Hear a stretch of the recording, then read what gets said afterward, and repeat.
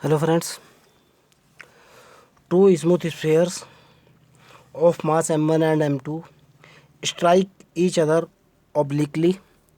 मेरे पास दो गोले हैं जिनका मास, पहले वाले का मास m1 है, दूसरे वाले का मास m2 है। तिरछे टकराते हैं एक दूसरे से with the velocity u1 and u2, यानी इनिशियल वेलोसिटी u1 और u2 दे रखी है। Making an angle alpha 1 and alpha 2 with the line of centre. Centre की लाइन से अल्फ़ा 1 और अल्फ़ा 2 जो है एंगल बनाते हैं और u1 और u2 वेलोसिटी से जो है ना क्या हैं, ऑब्लिकली टकराते हैं। फाइंड दियर वेलोसिटी आफ्टर इम्पैक्ट, यानी आपस में टकराने के बाद उन गोलों की जो वेलोसिटी है आपको वो कैलकुलेट करनी है। ध्यान से सुनना बेटा। मान लिया जाए एक गोला तो आपका ये है, सपोज दैट एक गोला तो आपका ये है, दूसरे वाला गोला आपका ये है। क्लियर है ना? ये कैसे टकराए, एक दूसरे से तिरछे टकराए। तो जिस वक्त ये टकराए जो है, मान लिया यहाँ जो है स्टार्टिंग में जो वेलोसिटी है वो दे रखी है मेरे को u1 पहले वाले गोले की। इसका मास दे रखा है मेरे को कितना, m1। ये जो दूसरा गोला है इसकी जो वेलोसिटी दे रखी है ये मैंने थोड़ा सा गड़बड़ कर दिया, सेंटर से एंगल बनने चाहिए थे, लेकिन अगर आप इसको सेंटर मान रहे हो तब देखना बेटा, ये सेंटर है। ओके, ये वेलोसिटी कितनी है, u2।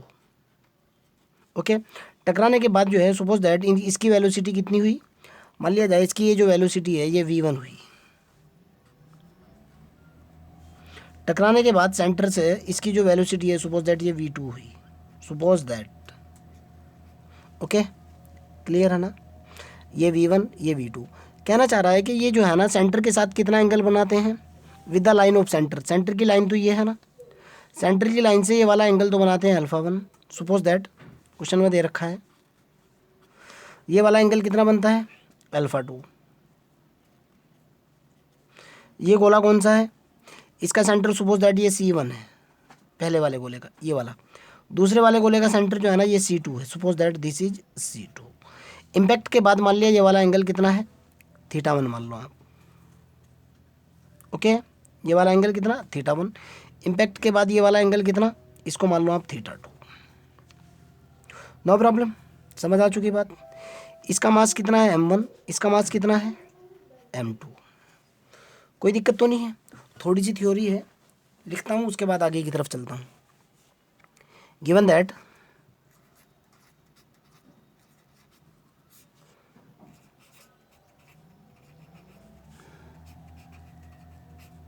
There are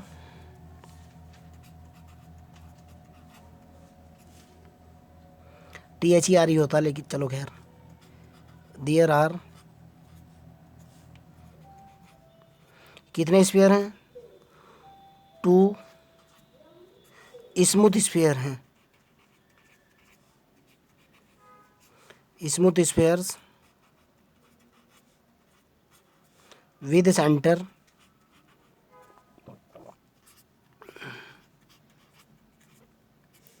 c1 and c2 and velocity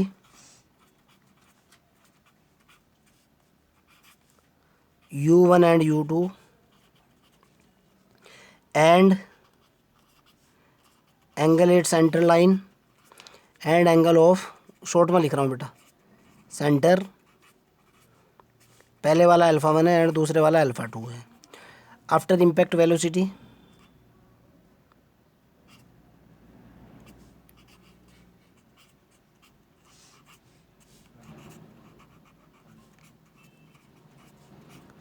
impact के बाद जो वेलोसिटी है वो कितनी है भाई, एक v1 मान ली एंड एक v2 मान ली। ये देखो बेटा, ये जो इसका कॉमन नॉर्मल है, ये वाला कॉमन नॉर्मल, यहाँ से ये जो कॉमन नॉर्मल होगा, शॉर्ट में लिख रहा हूँ इसको CN, कॉमन नॉर्मल। ओके, सबसे पहले इसको तोड़ता हूँ। ये जो मेरी वेलोसिटी है मैं इसको पार्ट्स के अंदर रिजॉल्व कर रहा हूँ u को। देखो कैसे, u ऐसे आ रही है, एक लाइन तो मेरी ये है सीधी लाइन, u जो है ना वो ऐसे आ रही है, ऐसे, ये u1, और ये वाला एंगल कितना है, अल्फ़ा 1 है। मैंने इसको ब्रेक किया, ब्रेक करने के बाद जब मैं इसको इस ऐसे ब्रेक करूँगा, दो पार्ट्स के अंदर घटक जिसको बोलते हैं, ओके, इसको रिजॉल्व करूँगा तो एक वेलोसिटी तो इधर होगी, ये होगी u1 साइन अल्फा वन, और एक वेलोसिटी जो है ना यहाँ से, ये तो ऐसे निकल जाएगी, एक वेलोसिटी इसके परपेंडिकुलर डायरेक्शन में ऐसे होगी, ये होगी u one cos alpha one. Clear. V की बात कर लेते हैं। ये पॉइंट होगा, ये मेरा सेंट्रल पॉइंट है, ध्यान से सुनना, ये मेरा C1 है। C1 से फिर वेलोसिटी दूसरी निकली हुई है, जहाँ से ये दूसरी वेलोसिटी निकली हुई है, ये वाली V1। इसके भी दो कंपोनेंट होंगे, एक कंपोनेंट होगा इस तरफ जो कि होगा कितना V1 साइन थीटा वन, और एक कंपोनेंट होगा इस तरफ जो कि होगा कितना V1 cos theta one. Clear, ये चीज़ समझ आ चुकी। सिमिलरली इसके होंगे भाई। अगर मैं U2 की बात करता हूँ तो सेम केस U2 के लिए होगा। U2 का केस ऐसे होगा, ये मेरी U2 वेलोसिटी है, इसके भी दो कंपोनेंट होंगे। U2 वेलोसिटी तो ऐसे निकल जाएगी, ऐसे सीधी की सीधी। एक कंपोनेंट तो ये होगा U2 कॉस अल्फ़ा टू, इस तरफ कितना होगा U2 साइन अल्फ़ा टू, और अगर ये U2 है और ये C2 है, यहाँ से दूसरी वेलोसिटी है, दूसरी वेलोसिटी का सेम केस होगा। Okay, clear. मैं चौथा ग्राफ नहीं बना, चलो चौथा भी यहाँ बना देता हूँ। अब यहाँ से V2 निकला, ये V2 ऐसे है, इसके भी दो कंपोनेंट होंगे, एक तो होगा इस तरफ, ये होगा V2 sorry cos theta two, ये वाला एंगल थीटा टू है ना, इस तरफ होगा कितना V2 sine theta two. Clear, समझ आ चुकी बात। अब ध्यान से सुनना, कॉमन टेंजेंट की वजह से, सॉरी कॉमन नॉर्मल की वजह से, due to common normal,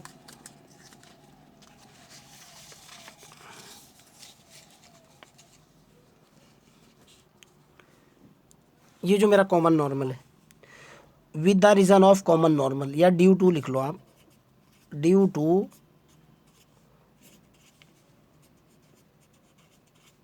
common normal, impact के पहले की जो वेलोसिटी है इम्पैक्ट के बाद की वेलोसिटी के बराबर होगी। ओके, क्लियर है ना। इस कॉमन नॉर्मल की वजह से the velocity before impact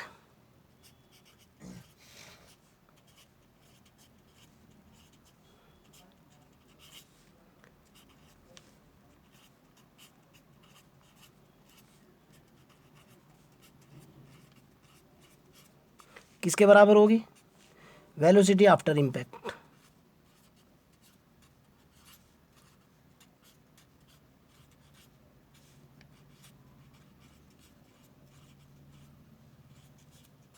velocity before impact की बात करो आप भाई, ध्यान से सुनना। पहले U1 की बात करता हूँ। एक तो होगा U1 साइन अल्फा वन, कितना होगा भाई U1 साइन अल्फा वन, ये वाला U1 साइन अल्फा वन बराबर होगा V1 साइन थीटा वन के। किसके बराबर होगा, V1 साइन थीटा वन के।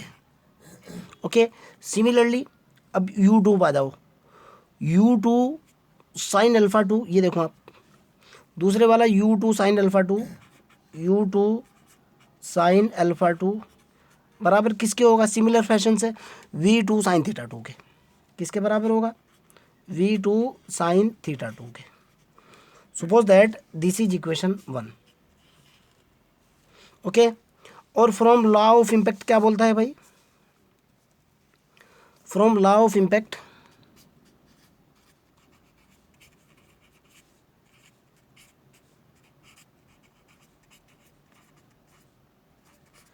लॉ ऑफ इम्पैक्ट बोलता है कि वेल यही तो होता है ना, M1V1 plus M2V2 is equal to M1U1 plus M2U2, यही होता है ना लॉ ऑफ इम्पैक्ट। तो मैंने वेलोसिटी को रिजॉल्व किया हुआ है, आपको रिजॉल्विंग पार्ट के अकॉर्डिंग निकालने हैं। अब देखो क्या क्या निकल करके आएगा। एक तो होगा कितना, पहले कोस थीटा का केस लेते हैं। एक तो होगा मेरे पास M1V1 cos theta one plus M2V2 cos theta two बराबर किसके होगा भाई, M1U1 cos alpha one plus M2U2 cos alpha 2। Clear है ना? Suppose that this is equation second. अगले वाली इक्वेशन की बात करते हैं। एक इक्वेशन हमारे पास ये भी होती थी, फार्मूला होता था V2 माइनस के V1 बराबर माइनस EU1 माइनस के U2। इस तरह का एक फार्मूला होता था, मैंने इस फार्मूले का यूज़ किया। सेकंड इक्वेशन हमारे पास क्या निकल करके आएगी बेटा, जब मैं इस फार्मूले का यूज़ करूँगा यहाँ से, देखो आप, सेकंड इक्वेशन मेरे पास बन जाएगी V1 cos theta 1 after impact velocity, तो V है ना, V1 cos theta 1 minus V2 cos theta 2 is equal to minus के E U1 cos theta 1, U1 cos alpha 1 होगी इधर, alpha 1 minus U2 cos alpha 2। Okay, clear है ना? Suppose that ये equation number 3 है। मेरे को दो इक्वेशन का यूज़ करना है, दोनों को अगले पेज पर लिखता हूँ और आगे की तरफ बढ़ता हूँ। चलो भाई, एक इक्वेशन तो मेरे पास ये है बेटा, अब उसकी ज़रूरत नहीं है। पहले वाली इक्वेशन क्या है मेरे पास, M1V1 cos theta 1 plus M2V2 cos theta 2 is equal to M1U1 cos alpha 1 plus M2U2 cos alpha 2। Suppose that this is equation 1 मान लो आप इसको। ओके, दूसरे वाली इक्वेशन क्या है मेरे पास, ये है मेरे पास V1 cos theta 1 minus V2 cos theta 2 is equal to है माइनस के E U1 cos alpha 1 minus U2 cos alpha 2। Suppose that this is equation second. मैं कह रहा हूँ कि सेकंड इक्वेशन को M2 से मल्टीप्लाई करने पर, मल्टीप्लाई सेकंड इक्वेशन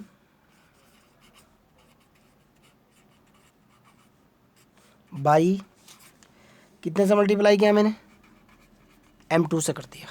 ओके, कोई दिक्कत तो नहीं है। जैसे ही मैं M2 से मल्टीप्लाई करूँगा ये निकल कर क्या आएगा बेटा, पहले ऊपर वाली इक्वेशन नंबर 1 लिख लूँ क्योंकि उसकी ज़रूरत पड़ने वाली है। चलो पहले आप इसको मल्टीप्लाई कर लो, ये होगा M2V1 cos theta 1 minus M2V2 cos theta 2 is equal to minus E, कितने से मल्टीप्लाई किया मैंने इसको मैंने मल्टीप्लाई किया है भाई M2 से। E M2 तो होएगा मेरा ये होएगा U1 कोस अल्फा 1 माइनस के U2 cos alpha 2। This is my equation second.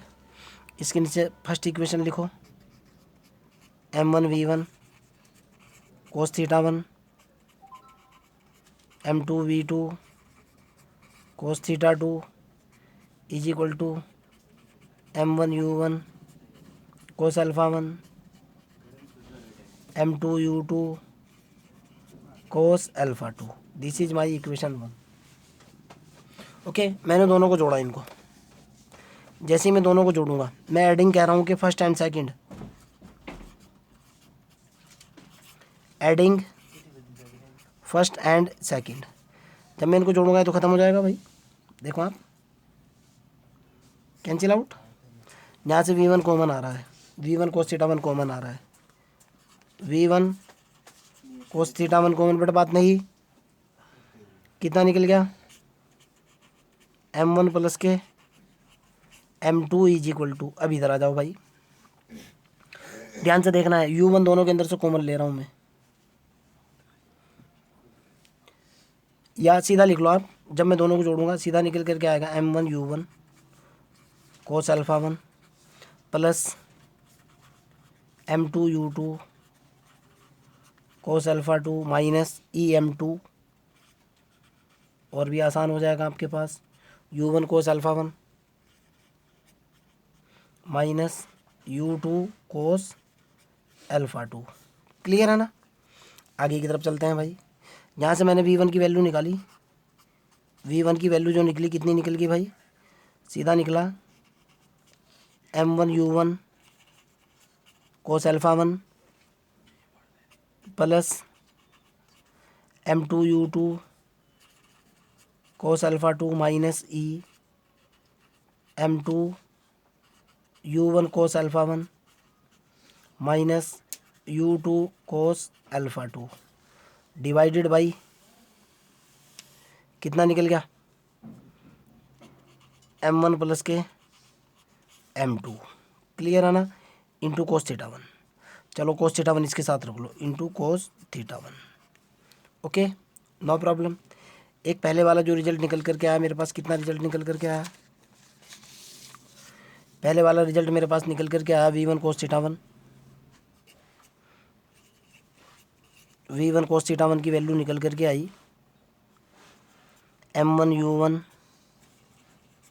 Cos alpha 1 plus M2U2 cos alpha 2 minus M2U1 cos alpha 1 minus U2 cos alpha 2 बटे कितना हुआ भाई,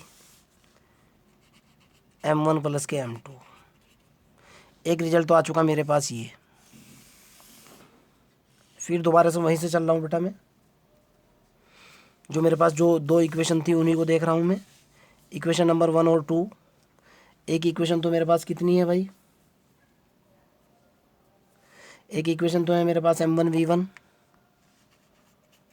M1V1 कोस थीटा 1 प्लस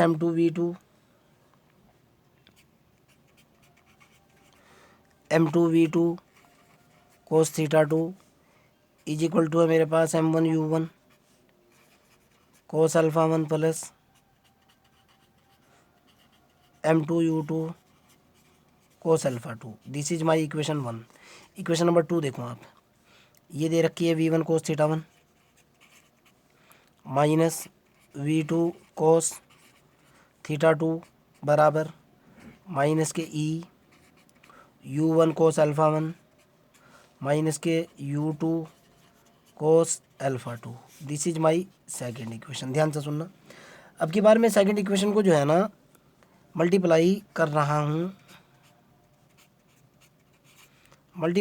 हूँ, सेकेंड इक्वेशन को किससे, M1 से multiply कर रहा हूँ। ओके, चलो मैंने मल्टीप्लाई कर दिया इसको, ये मेरे पास निकल गया भाई। पहले ऊपर वाली लिखूंगा उसके बाद इसे लिखूंगा मैं। पहले मैं लिखूंगा ऊपर वाली M1V1 cos theta 1 plus M2V2 cos theta 2 is equal to M1U1 cos alpha 1 M2U2 cos alpha 2। इसको मैंने कितने से मल्टीप्लाई किया है, M1 से मल्टीप्लाई किया है। ये निकल जाएगा बेटा M1V1 कोस थीटा 1 हो जाएगा minus M1V2 cos theta 2 is equal to minus M1 ये हुआ U1 कोस अल्फ़ा 1 माइनस के U2 कोस अल्फ़ा 2। अब की बार मैंने क्या किया, दोनों को घटा दिए, माइनस से ये प्लस, माइनस से ये प्लस, मैंने दोनों को क्या किया, घटा दिए। ये तो ख़त्म। अब यहाँ देखो बेटा, यहाँ मेरे पास जो है ना V2 कोस थीटा 2 कॉमन आ रहा है, V2 कोस थीटा 2 कॉमन, कितना बचा मेरे पास, M1 प्लस के M2 बचा, बराबर इधर कितना हुआ भाई, इधर हुआ मेरे पास M1U1 कोस अल्फ़ा 1 प्लस के M2U2 कोस अल्फ़ा 2 प्लस के M1U1 कोस अल्फ़ा 1 माइनस के U2 कोस अल्फ़ा 2। क्लियर। मैंने यहाँ से V2 कोस अल्फ़ा 2 की वैल्यू निकाली, कोस थीटा 2 की वैल्यू निकाली, बराबर कितना निकल गया मेरे पास, m1 प्लस m2 तो नीचे आ जाएगा, ये होगा बेटा m1 u1 कोस अल्फ़ा 1, m2 u2 कोस अल्फ़ा 2, em1 u1 कोस अल्फ़ा 1 माइनस u2 कोस अल्फ़ा 2। ओके, एक इक्वेशन आपके पास ये निकली। दोनों इक्वेशन का स्क्वायर करके जोड़ने पर जो है ना आप v1 और v2 की वैल्यू कैलकुलेट कर सकते हो। ओके, अर्थात यहाँ से v2 इससे निकल जाएगा और v1 जो है ना आप इस इक्वेशन से निकल जाएगा। क्लियर है ना? बस ये आर्टिकल के अंदर इतना ही। अगर राइटर जो है ना, मेरे हिसाब से तो आर्टिकल का प्रूफ यहीं तक है। अगर मान लिया जो दूसरी यूनिवर्सिटी के राइटर्स हैं वो कई बार ये भी कहते हैं कि भाई v1 और v2 की वैल्यू निकालिए, तो जाहिर सी बात आप इसका स्क्वायर करोगे, इसका स्क्वायर करोगे, दोनों को ऐड करोगे, रिजल्ट आ जाएगा आपके पास। ओके, एक तरीका और भी है,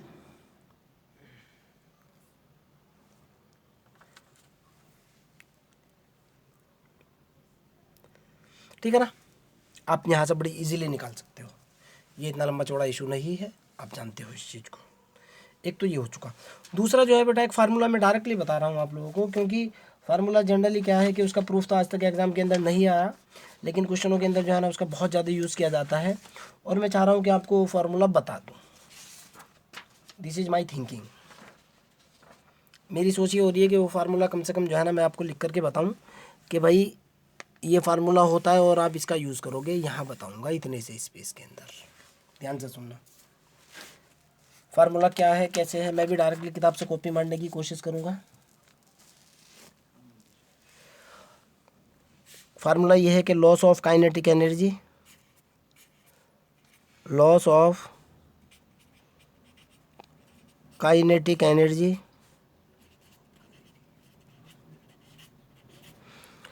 मान लिया दो गोले हैं, आपस में एक दूसरे से टकराते हैं, तो जाहिर सी बात है अगर गोले मोशन की पोजीशन में है तो उनके अंदर काइनेटिक एनर्जी तो होगी ही, जो 11th-12th के अंदर आपने पढ़ा है, k बराबर 1/2 mv²। ओके, अगर दो गोले तिरछे एक दूसरे से टकराते हैं तब लॉस ऑफ काइनेटिक एनर्जी का जो फार्मूला होगा बेटा, मैं उसकी बात कर रहा हूँ। ओके, मान लिया मैं सीधा सीधा बोल करके मैं थ्योरी लिख नहीं रहा हूँ बेटा, सीधा सीधा बोल रहा हूँ। मान लिया आपके पास एक गोला ये है, एक गोला आपके पास ये है, ये सीधे ना टकरा करके तिरछे टकराए। इस गोले का मास m1 है, इसका मास मेरे पास m2 है। ओके, क्लियर है ना? और मान लिया जाए एक गोला है जिसका मास m1 है, एक दूसरा गोला है जिसका मास m2 है। इलास्टिक कांस्टेंट जो है, रेस्टिट्यूशन कोफिशेंट की बात करते हैं जिसको ई बोलते हैं। रेस्टिट्यूशन कोफिशेंट अगर मेरे पास ई है, एक दूसरे से ऑब्लिक टकराते हैं, तिरछा टकराते हैं, तब इनके अंदर जो काइनेटिक एनर्जी का लॉस होगा, यानी जो गतिज ऊर्जा होगी उसके अंदर जो कमी आएगी वो कितनी आएगी, उसका फार्मूला क्या है। तो लॉस ऑफ काइनेटिक एनर्जी का जो फार्मूला होगा बेटा, डायरेक्टली वो होगा 1 माइनस के e² m1 m2 divided by 2 m1 plus के m2 into v²। Okay, this is the formula for the loss of kinetic energy. अब सवाल क्या है, v is the relative velocity जो कि गिवन होगी। फिर बता रहा हूँ, कहीं कहीं ये रिलेटिव वेलोसिटी आपको कैलकुलेट करना होगा, आपको मास दे दिया जाएगा।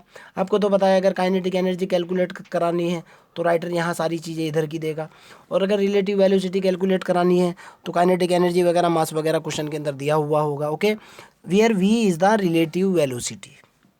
ओके, अगर आपका कोई डाउट हो, कोई प्रॉब्लम हो, कमेंट बॉक्स के अंदर क्वेश्चन को डालिए, आई विल हेल्प यू। और हाँ, मेरे चैनल के ऊपर फ्री ऑफ कॉस्ट कुछ भी नहीं है तो नहीं है। आप चैनल के ऊपर आओ या ना आओ, चैनल को सब्सक्राइब करो या ना करो, कोई फ़र्क नहीं पड़ने वाला भाई, सीधी सी बात है।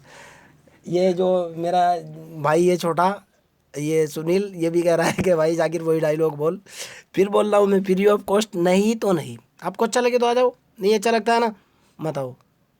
एक बात और कहूँ बच्चों तुम्हें मैं, तुम लोगों की आदत बन चुकी है, अच्छी चीज़, बेस्ट चीज़, बढ़िया चीज़ जो है ना आप लोगों को डाइजेस्ट नहीं हो पाती। क्यों? अगर आप मार्केट के अंदर जाओगे यार, जितना जो है मैं आपसे किराया, जितना मैं आपसे फ़ीस ले रहा हूँ ना, उससे दोगुना आप किराया फूकोगे। एक एक पेपर की कीमत 2-2 हज़ार रुपये है।